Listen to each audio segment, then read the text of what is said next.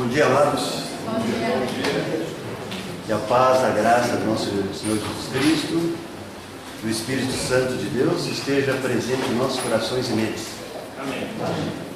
Para que sejamos usados realmente na mensagem da palavra que Ele queira que nós transmitamos.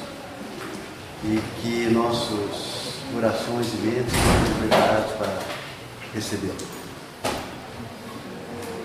Hoje nós vamos tratar um assunto aqui que é bastante polêmico. É sobre dízimo. Dízimo. Eu começaria com a seguinte pergunta: é obrigação ou gratidão?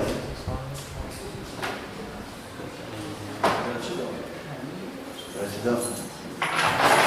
Alguém acha que é obrigação? Por que obrigação? Ou por que gratidão? Gratidão porque tudo bem, Deus, tudo que nós somos, nos formou para a glória do Senhor, para servir, para adorá-lo, para honrar Ele com os nossos compromissos, com as nossas obrigações diante dele. Alguém Tudo bem, Deus. quer defender o lado da obrigação?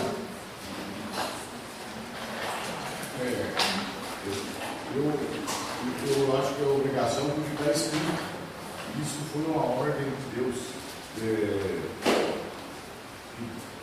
se deixasse o dízimo das coisas para que a minha casa tenha Sustento. Isso é ordem de Deus, não tem que discutir. Tá. Mas isso não é válido para o Velho Testamento?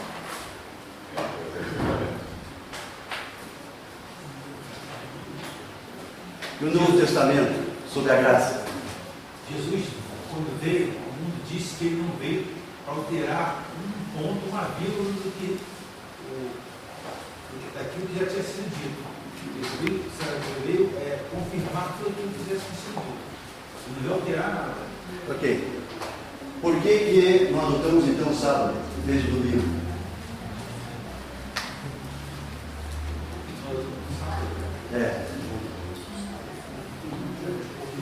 Não era para mudar nada da lei, Mas devemos guardar o sábado. E o sábado foi mudado? Não. O sábado foi mudado. Não, peraí. Nós estamos agora numa nova. Primeiro, antigamente era um calendário. Foi esse calendário grego, né? Mas que ele mudou. Então mudou essa semana, mudou tudo. Portanto, que nós vemos assim, os judeus comemoram o ano novo, forte hora, para nós, tudo diferente. Né? E na verdade. também, além disso, nós vemos lá no tempo da Noé para não dizer mais nada. As mulheres vão marcar lá para o cantar do galo os dias.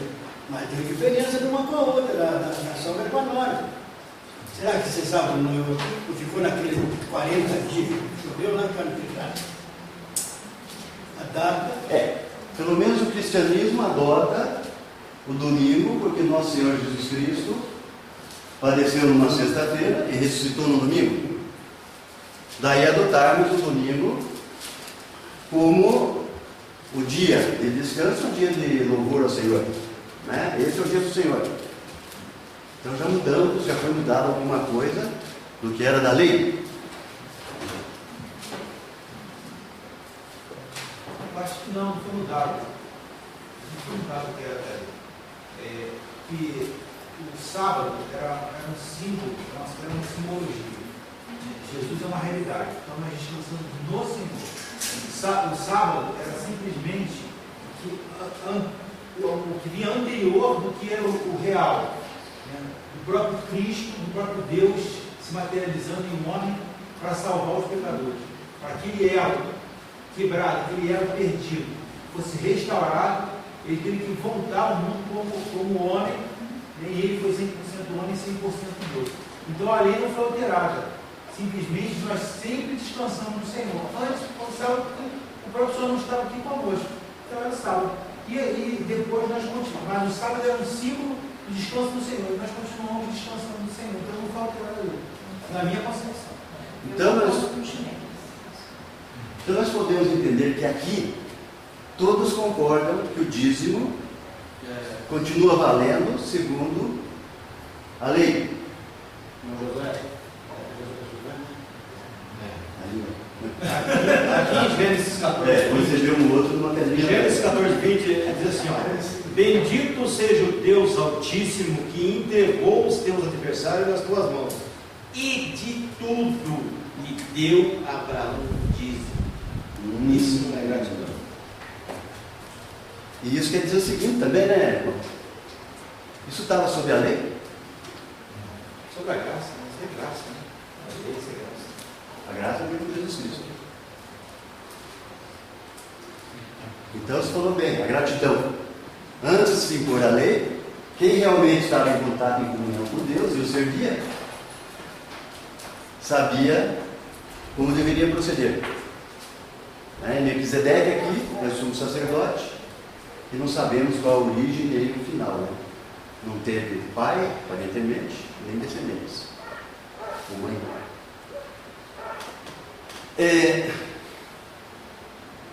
E não só ele, né, antes da lei, Jacó também.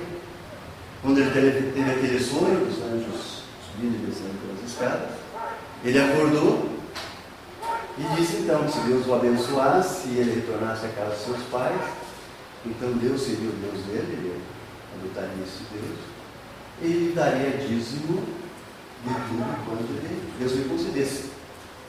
Então vamos pegar bem isso. Deus lhe concedesse. A lei veio depois. E a lei fala das dízimas dos frutos da terra do gado. Daquela terra do Canaã. Porque aquilo ali eles receberam tudo de graça. Então deviam dar suas dízimas ali. É uma lei tão específica para aquele povo de Israel.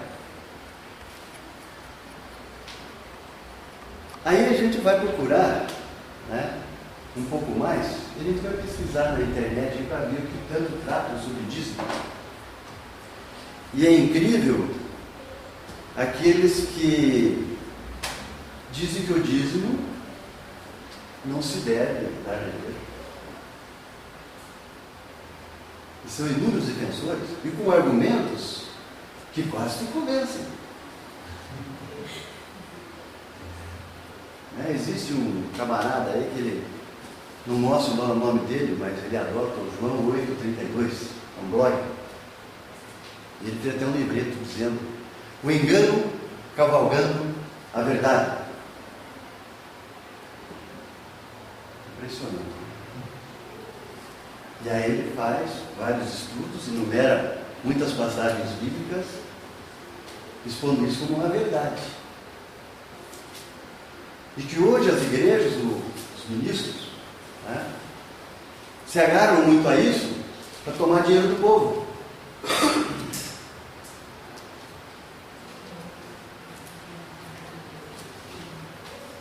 E ele usa vários argumentos e consegue provar em Malaquias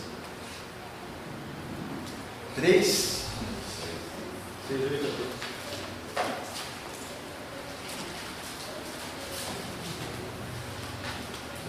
3, 8 a 12, né? Então ele dá bastante ênfase numa coisa.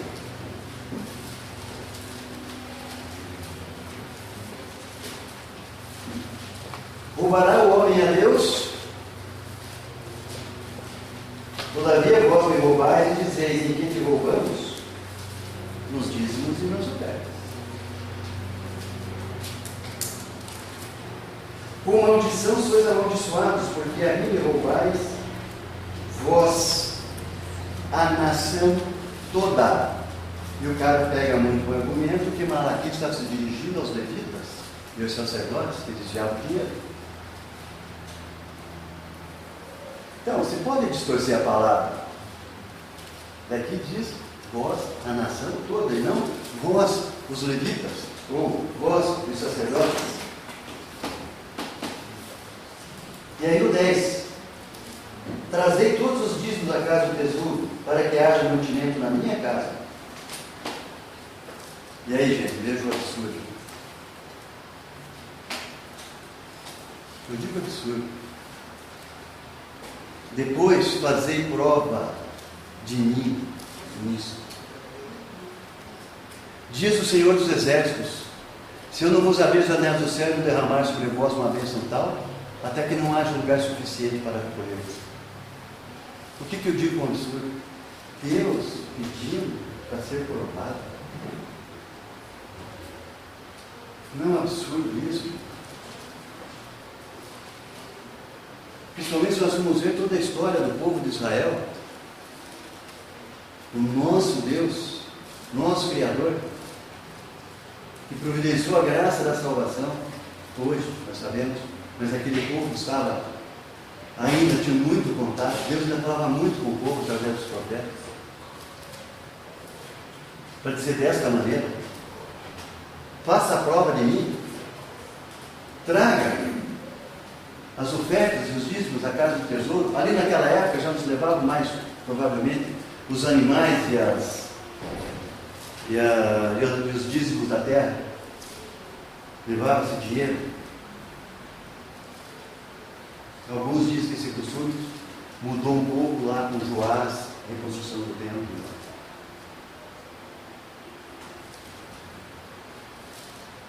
Então Deus chegar para dizer para o povo a esse ponto: façam prova de mim. Será que isso também não é válido para os dias de hoje para nós?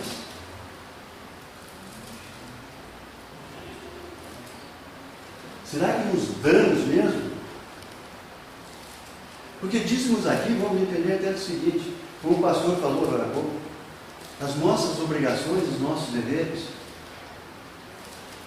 Mas eu acho que como povo escolhido, e não tem outra maneira de dizer isso, não foi pela minha vontade, porque eu digo para vocês, para largar de fumar, eu tentei na minha vontade na carne várias vezes, não consegui.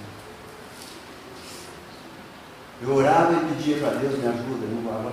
Jogava a carteira de cigarro fora, não vou mais fumar. Ah, não dava 24 horas.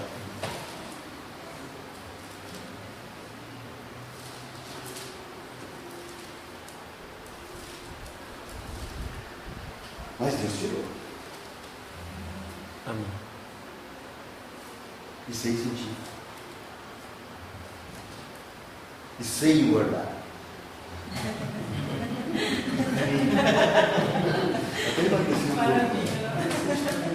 Até emagreci um pouco. E um dos maiores medos que eu tinha realmente para largar a mão de fumar era engordar. Eu fiquei uma época, um ano sem fumar. E engordei. Tanto é que eu já sentia na minha caminhada, quando eu agachava e levantava, a coisa não estava bem. Mas não foi por causa disso que eu voltei a fumar. Voltei a fumar porque era sem vergonha.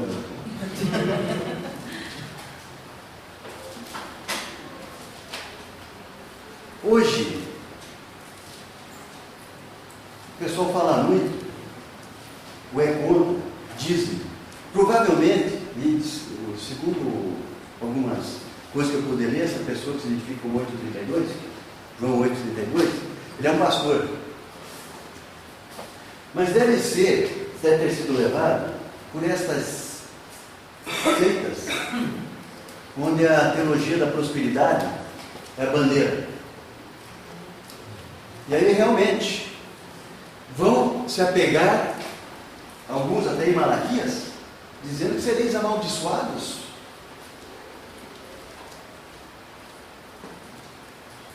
E usam isso como argumento muito forte mesmo, para que o povo dê não só o dízimo.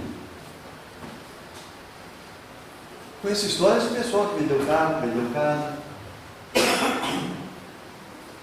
ou outros tão pobres que somente com o dinheiro da passagem de ônibus para voltar para casa, deixou lá, teve que voltar a pé.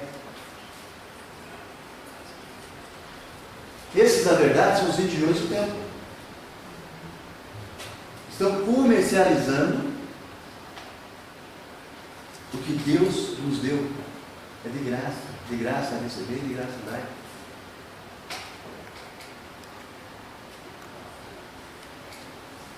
Fazei prova de mim.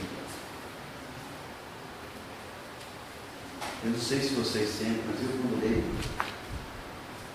esse versículo, esse fazer prova de mim, eu me emociono. Para que Deus precisa provar alguma coisa para o ser humano? Para que ele precisa provar para a criatura? Para que ele precisa provar para o filho? Pois não. Josué, aqui nesse texto, quando ele fala assim, provai-me nisso, diz o Senhor dos Exércitos, era mais um desafio, aqui era mais um desafio do homem de Deus aqui,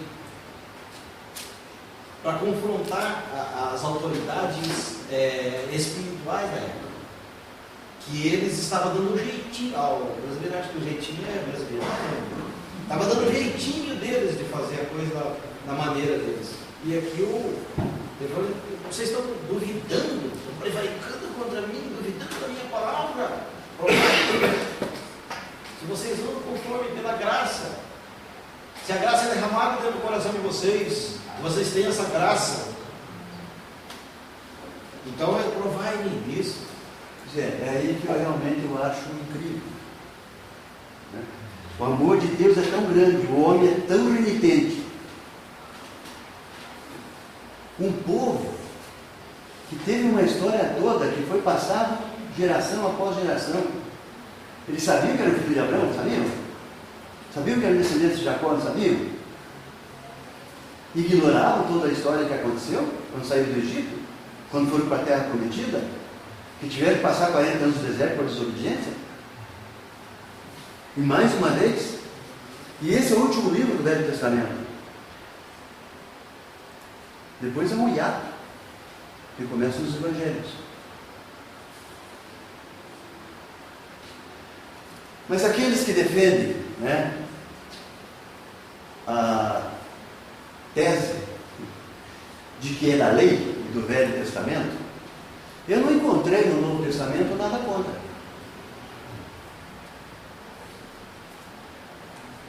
Ao contrário,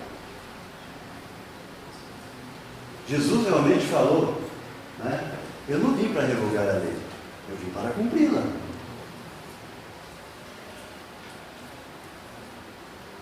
Então lá o não matarás e tudo mais, aquela coisa toda, ele nos deixou dentro, resumido tudo dentro do meu mandamento. Amor. Se você tem amor, você não mata, você não adultera, você não fala mal de alguém, né? Você vai agir realmente em amor. Não precisa ninguém te dizer, não faça isso ou aquilo. Você vai fazer o que o amor mandar no seu coração.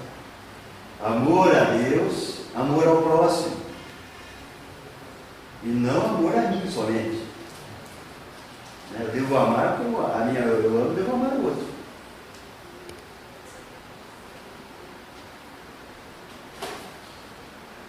Jesus falou também, né? Lucas 11, 42. Dais o dízimo da hortelã, né? E desprezais a justiça e o amor de Deus. Devias, porém, fazer estas coisas, sabe disso? Né? Sem mentira. Quer dizer, devia fazer essas coisas, que é para a prática da justiça, né? Do amor de Deus, sem emitir lá os dízimos. Então, os defensores que é somente sob lei, nós temos anterior à lei e pós-lei, algo que confirma que o dízimo é uma ordenança divina. Paulo também. Ele defende a remuneração dos ministros do Evangelho.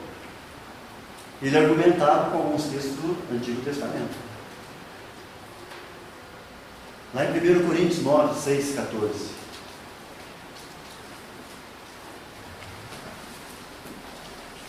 Então Paulo diz: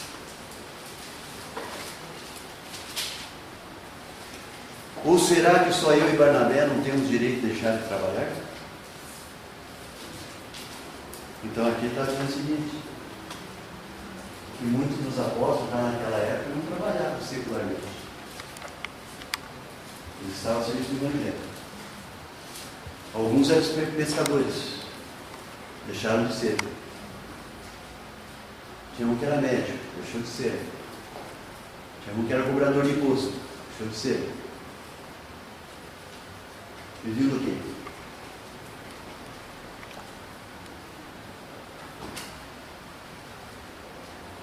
Aí então veio o argumento. Não, aí não se pagava o dízimo. Mas tinha algumas pessoas generosas que os ajudavam. Né? No mantimento, na roupa. Chame o que quiser. Dízimo, oferta. Doação. Quem jamais vai à guerra na sua própria custa? Quem planta uma vinha e não come do seu fruto? Ou quem apacenta o rebanho e não se alimenta do leite do rebanho? Porventura digo eu isso como homem? Ou não diz a lei também o mesmo? Pois na lei de Moisés está escrito: não atarás a boca do boi quando debulha. Porventura está Deus cuidando dos bois.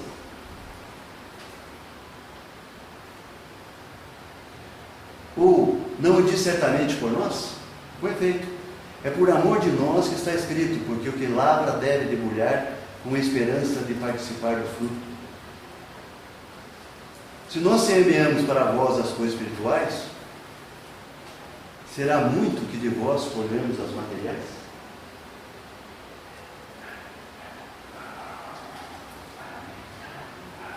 Se outros participam desse direito sobre vós, porque não nós com mais justiça?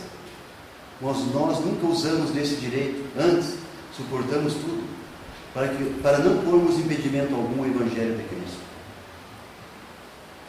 Aqui, só que muita gente entende que Paulo não cobrava para pegar o Evangelho, ele pedia as suas próprias existências.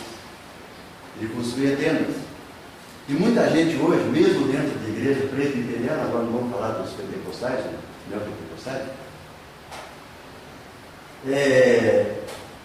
acho que o pastor também deve ter uma remuneração, e se ele quiser viver melhor, ele procura um outro emprego. Vá viver de outra atividade. E não ficar explorando os fiéis. Mas o dízimo não é só para pagar o pastor. A gente precisa pagar a luz, precisa pagar a água, precisa pagar uma pessoa para limpar a igreja, precisa fazer manutenção naquilo que na casa do dízimo. Não é só para pagamento do pastor. Não. A igreja não dizima para pagar um salário para o pastor.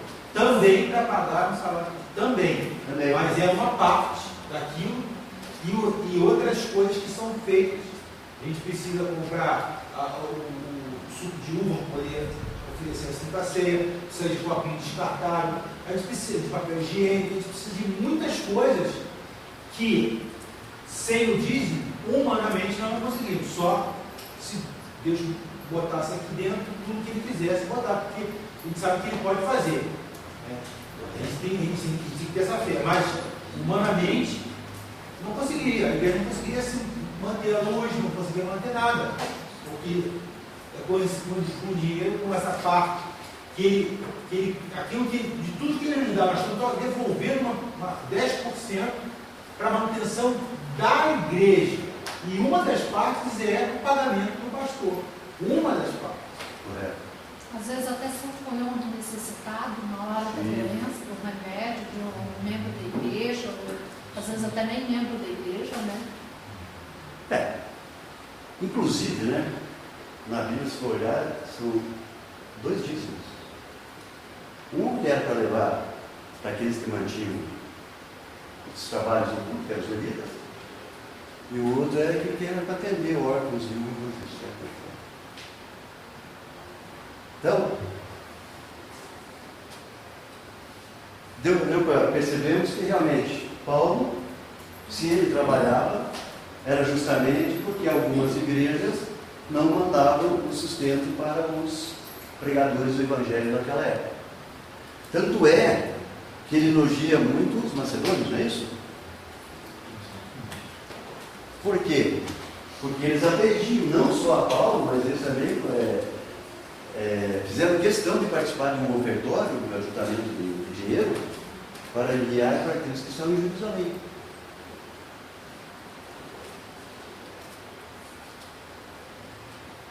E foram movidos pelo quê? Pelo medo da maldição de Malaquias? Porque estava escrito na lei? Só reforçando a questão das ofertas, para aqueles que estavam na Macedônia, das igrejas para a Judéia. 8:3 de 2 Coríntios. Porque eles, testemunho eu, na medida de suas posses e mesmo acima delas, se mostraram voluntários. Isso mesmo. Então, seguindo Paulo aqui. Paulo nunca usou desse direito, antes para não pôr impedimento algum para o Evangelho de Cristo. Não sabeis vós que os que administram o que é sagrado, comem o que é do templo? E os que servem ao altar participam do altar? Assim ordenou também o Senhor aos que anunciam o Evangelho, que vivam do Evangelho.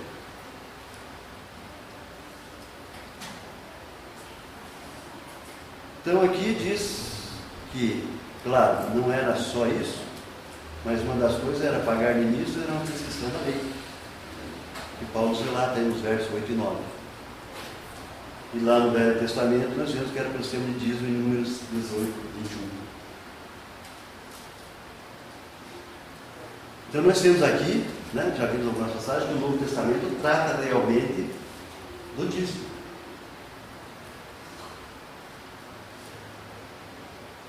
Agora, por que dá 10%?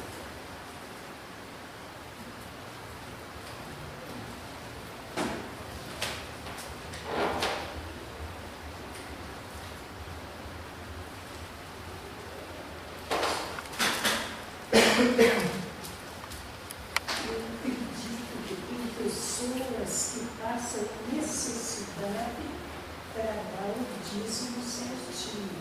E fazem isso. A gente deve dar a quem tem condições de dar. Muita gente está faltando pão na sua casa, mas o dízimo leva mesmo. Não quero citar nomes de igreja, nem nada. Veja bem, existe um grande perigo aí da barganha. Eu vou contribuir para o dízimo, porque aí Deus vai me dar. Então eu vou lá e faço todo o sacrifício. Negócio. É um negócio, quer comprar as bênçãos. Eu Aí é um perigo. não concordo se a pessoa passa a cidade. Deus é tão bom que ele só pede 10% da nossa renda, nos deixa com 90%. Se nós não conseguimos sobreviver com 90% da nossa renda, não é com 100 que vamos sobreviver então. Mas o senhor não viu também os guardas dos bancos? Por que eles fizeram greve?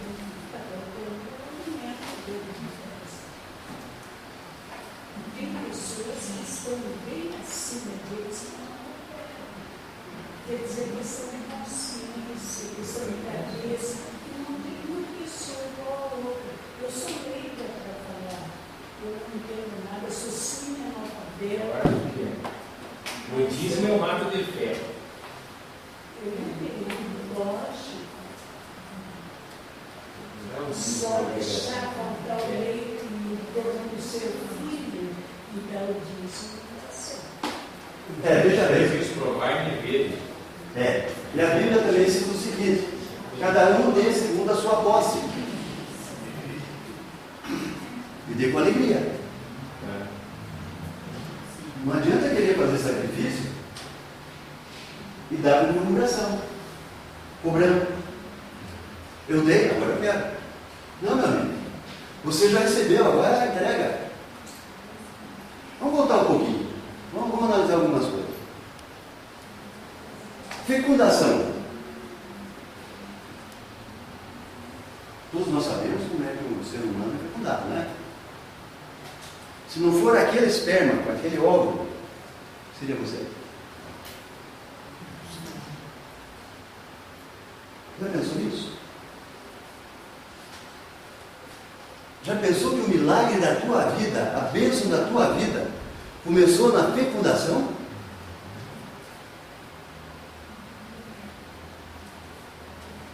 E quando você foi formado, como é que foi? Vamos ver lá Salmos?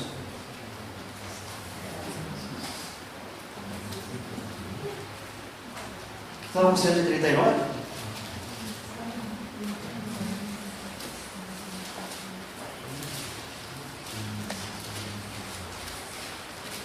Versículo 13.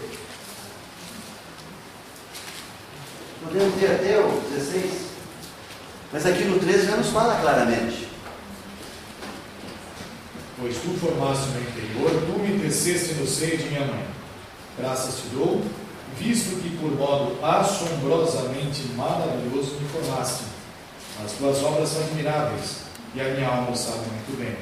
Os meus ossos não te foram encobertos, quando no oculto fui formado e entretecido como nas profundezas da terra. Os teus olhos me viram a substância ainda informe, e no teu livro foram escritos todos os meus dias, cada um deles escrito e determinado, quando nenhum deles havia ainda. Você acredita nisso? Amém.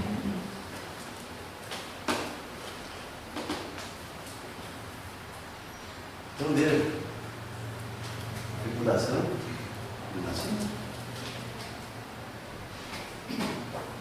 Deus já nos cuidou na fecundação, Ele nos cuidou durante a nossa gestação no seio das nossas mães.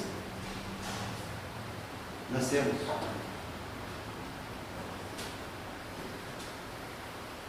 E alguns polêmica, porque muitos morrem no seio da própria mãe. mistérios de Deus. Pois é, tem muita coisa que a gente procura, uma explicação, uma orientação na casa. A senhora veja, né? Que esse teve a fecundação, mas não teve a geração, não teve vida. Então, a bênção não trouxe a nós que estamos aqui com vida. E agora eu posso falar. Eu sou leiga, eu estou engatilhada Claro. na igreja. Claro. Né? Então, estou rememorando aqui as bênçãos que Deus deu na vida de cada um de nós. Né? Para uns em maior proporção, para outros em menor proporção. Por quê? Se aquele que nos formou conhece o nosso DNA, né? Que hoje a ciência explica muita coisa pelo DNA, né? Sabe exatamente que se nos der em medida maior, nós nos perderemos.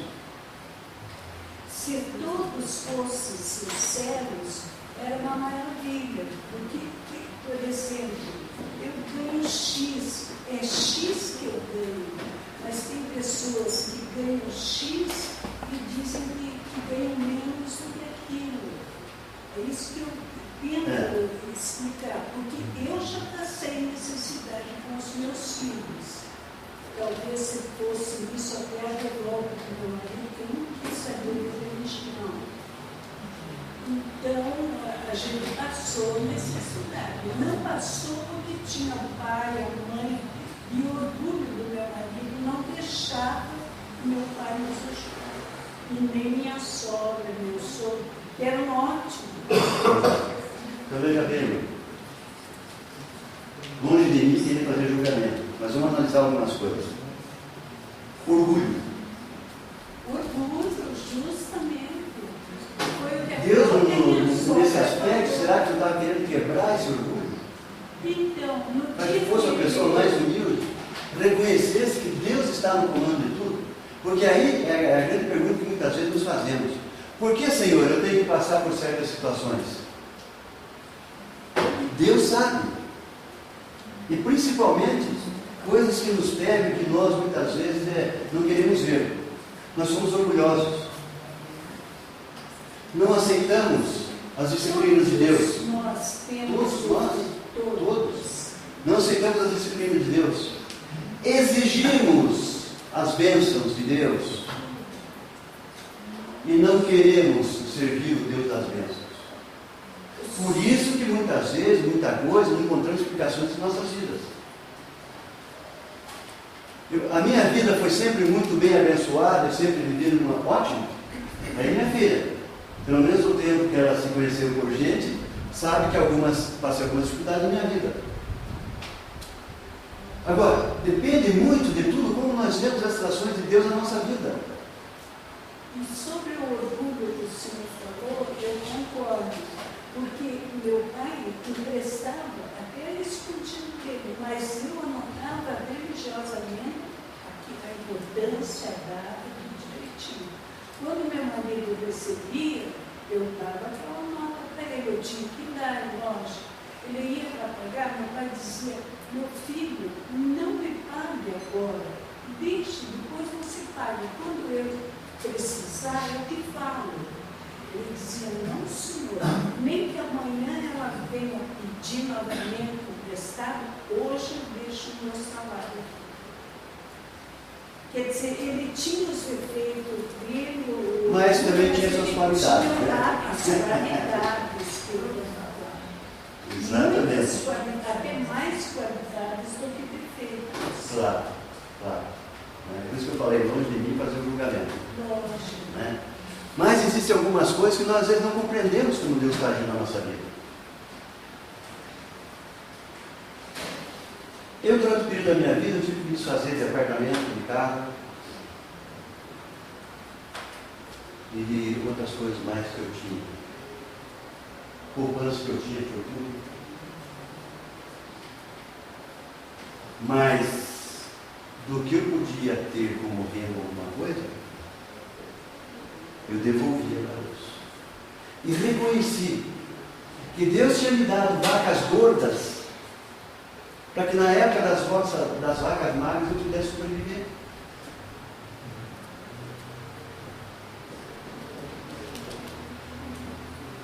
Eu penso também que se houvesse mais justiça nesse mundo, ninguém passaria necessidade. Ah, isso é fácil. Porque dividiria. Se eu tá me sobrando um pouco, é que nem aconteceu no Nordeste que eu comentei com algumas pessoas. Foi o senhor maltrapilho que pediu para a esposa do engenheiro que lá ficava na República os homens. Quando levava a família, daí eles alugavam uma casa para a família. Eu morava na mesma rua que essa senhora. Ele chegou e pediu, eu estou morrendo de fome. A senhora não tem um pão velho para me dar? Ela disse, faz-se amanhã, porque o pão hoje está fresco. A senhora já imaginou? Que deixa ela, eu disse, eu até ajudo. Eu sou da seguinte opinião. Justiça não é essa terra. Meu galardão não é aqui. Não é isso que a gente tem que visar aqui. Agora, o que eu posso fazer para louvar o meu Deus, para adorar Ele, seja até mesmo com ofertas e dízimos, eu vou fazer, porque seja no pouco ou seja no muito, Ele está sustentando a minha vida. Ele está me suprindo. Se é R$200 que eu ganho e só R$20 que é para Ele que eu vou devolver, é a minha gratidão devolvendo para Ele. Se eu ganho R$2.000, eu vou devolver 200. Não é te interrompendo, é a consciência. É isso. Com a tua consciência. Não é porque alguém está te cobrando ou porque alguém está te pressionando, mas é o teu coração com Deus. E é aquela coisa, ninguém precisa ver, ninguém precisa saber. Sabe? É possível que a mão direita e a esquerda não sabe. Isso é assim. Então, assim, eu acho que não é meio que. Porque é pobre, porque está tirando leite. Não, eu acho que nós estamos aqui justamente para isso. É bom ter um dia fazer um debate entre as pessoas. Eu, pelo menos, não tenho isso. Eu não vou ensinar ninguém. Deixa eu dar uma sequência aqui, mas nós já deram o primeiro apito aí. Já deram o primeiro apito para nós poder acelerar um pouquinho. Para ver se a gente consegue terminar um pouco. A questão, né, realmente, do dar, cada um dá daquilo que realmente tem. Né? E principalmente se dispor a dar com alegria. Fora isso, né, não tem, não dá. Né? Agora, assim não importa. Agora, tem o seguinte, muita gente fala assim, mas quem tem muito, aí pode dar. Você já pensou você entregar o dízimo de R$2.000? O que não dá para fazer com R$2.000? Que benção, hein? Prestação de um belo carro. Hã? Para pagar um carro bom.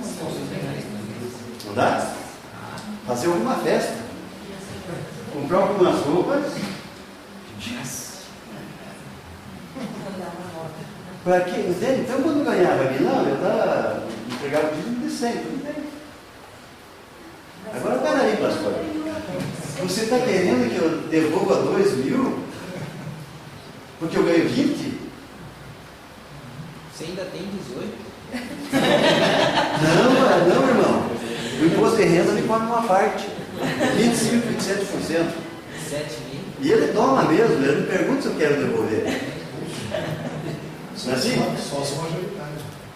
É. Aí vem aquele e diz, mas eu vou dar o dízimo do bruto ou do líquido? Tem igreja aí que é do grupo. Não, tem igreja que fala realmente que é do bruto.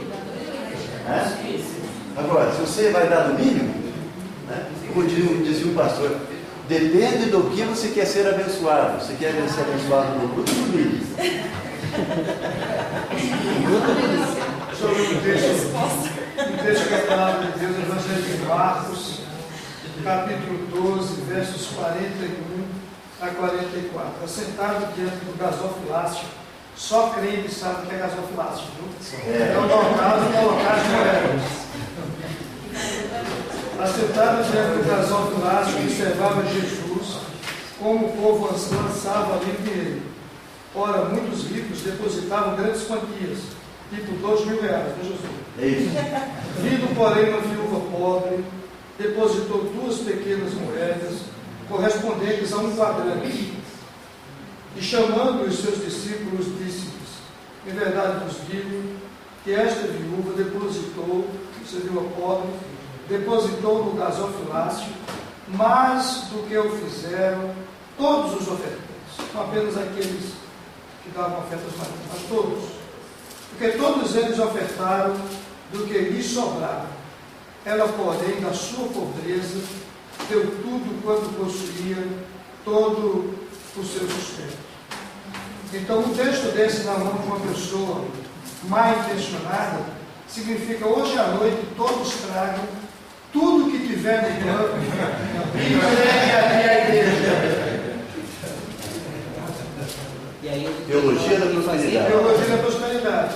A gente tem que ter muito cuidado quando a gente trata desse assunto, porque Jesus ia suprir aquela mulher de tudo que ela precisava, porque ela deu de coração. E a gente aqui não está falando só de dinheiro. A gente precisa colocar no gasofilácio de Deus não apenas 10%, 15% ou 20%. 10% seria o piso. A gente deve colocar a nossa vida e tudo que a gente sabe fazer, como o pastor nos falou hoje. Então, colocar diante de Deus tudo que nós temos, tudo que nós somos. Deixar no altar do Senhor tudo que nós somos. E muitas vezes a gente está falando em quantitativo e Deus está sondando o nosso coração do qualitativo. Um dizimista rigoroso que vai cobrar a Deus. Tipo assim, eu te dei o dízimo. Isso. Cadê as tuas bênçãos? Deus vai dizer, eu te dei 90% a mais. Cadê o teu trabalho? Cadê o troco? Cadê? Muito bem colocado. É a consciência mesmo. Né? Muito bem colocado. Jesus vai. Então, Quantos por cento eu quero ser abençoado?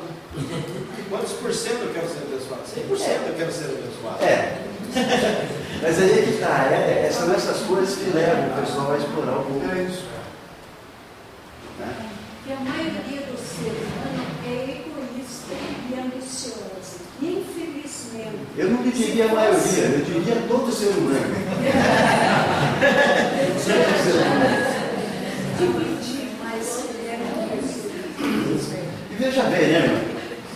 Isso que o senhor está colocando realmente também é da lei. Né? Não é só trazer o dízimo à casa de Deus. É cuidar dos órfãos, do estrangeiro, das viúvas. Isso é, dos necessitados. Até como ela falou, Não esperar o pão envelhecer. não esperar o pão envelhecer. Não ficou hoje, ficou. Nós temos a irmã que eu pedi aqui, a súplica, né? Para um trabalho. Vamos suplicar, orar pelos nossos governantes. Vamos moço ajudar também? Não. Ou, vamos levar um agasalho lá, vamos levar uma coberta, vamos levar uma roupa? Eles têm alimentos lá também ou não? Ou eu posso ir lá servir como professor, ajudar em alguma coisa? E também tem uma coisa. Então não é só dinheiro. É o seguinte, não faça pelos outros o que eles podem e devem fazer por si mesmo, porque é isso que acostuma mal a pessoa. Pode e deve fazer por si mesmo, mas fica na fiusa. Não, eu fico na fiusa, eles vão me dar mesmo, deixa eu falar. São maneiras de... Isso foi meu pai que falou há muitos anos, sei lá. Mas nós vemos seguir sempre, né, o que Jesus Cristo nos fala.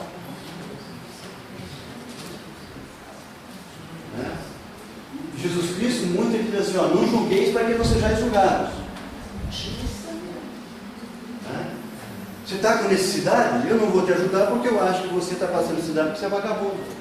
Você não quer trabalhar. Foi isso que Jesus falou, né? O pastor hoje falou sobre a visita. Hoje em dia ninguém mais se visita, mas antigamente também se trabalhava.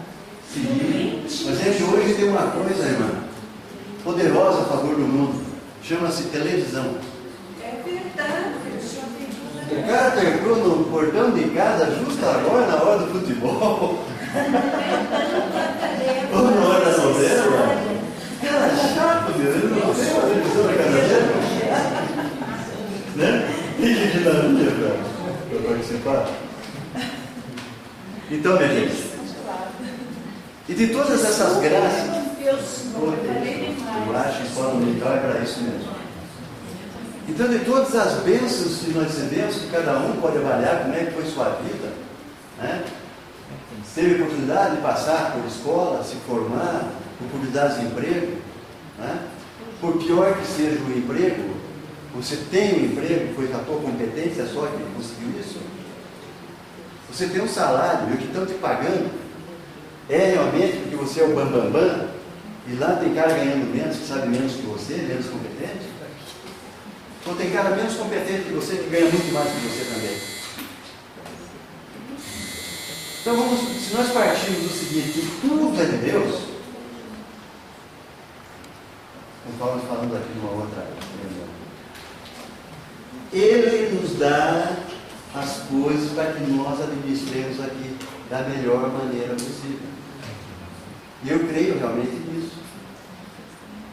O que eu tenho, não só os bens materiais, minha filha e minha esposa, minha vida é de Deus. E a graça maior, a bênção maior que Ele nos deu, qual foi? Salvação em Cristo Jesus. Então, eu particularmente digo o seguinte: dízimo. Gratidão, ok, gratidão, mas é privilégio. Eu tenho o privilégio de poder entregar para o meu Deus parte daquilo que eu ganho. 10%, 20%, 30%, não interessa. O que o teu coração diz? Pensou se Deus desse só 10% de Jesus para nós? Nossa! Existe muita preguiça. E como o irmão falou, realmente, né? A igreja, oi? Existe muita preguiça com Deus, né? É aí que é o perigo. Preganhar. Eu estava escutando aqui pelo Roberto Leu e estava pensando que na nossa igreja temos um membro aqui, até um líder da igreja do tempo, que fez essa preganha, saiu daqui e foi para a igreja que oferecia essas vantagens. Ele era funcionário federal, saiu do emprego, vendeu a casa, vendeu os carros, foi fazer o que ele achava que disse que era para fazer, que ia ficar rico, que ficava hoje o coitado está numa situação terrível aí, né? Não tem ninguém lá para ajudar. E a família, perdeu outra família, né? Isso é horrível. Eu queria fazer barganha com Deus. Quis ganhar com Deus, mas não é assim, né? Não é dessa maneira. Deus já nos dá tanto que nós não temos, né? Como não devolver para Ele uma parcela daquilo que nos dá. E ainda é pouco, hein? Saúde não tem preço, o ditador tem isso. Só para dar um exemplo. O irmão falou bem, as ofertas, os dízimos, não é só pagar o salário do pastor. Tem várias despesas que a igreja tem que sustentar. Mas eu ainda vou além de uma defesa. Né? Eu penso dessa maneira. Salários de pastores.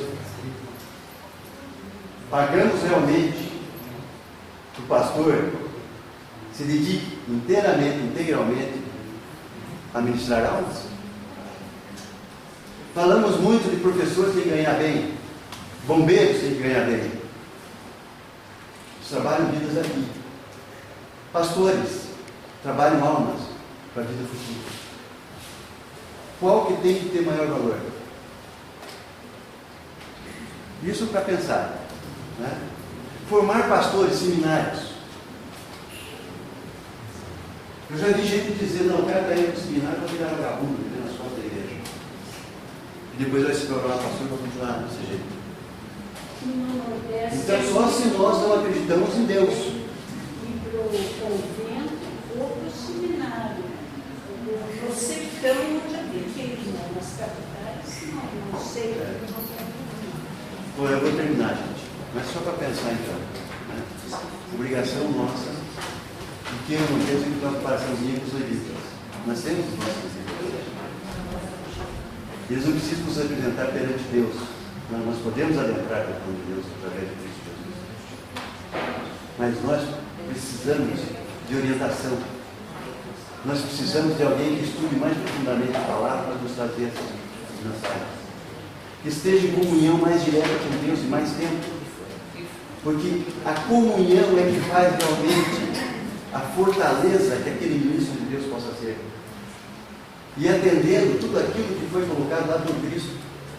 Você crê, você expulsa demônios, você cura doentes, você fala desse monte que sai daqui e vai para lá. E isso tem que ser uma vida realmente de intercessão, uma vida de dedicação. Se ele faz ou não faz, ele vai responder.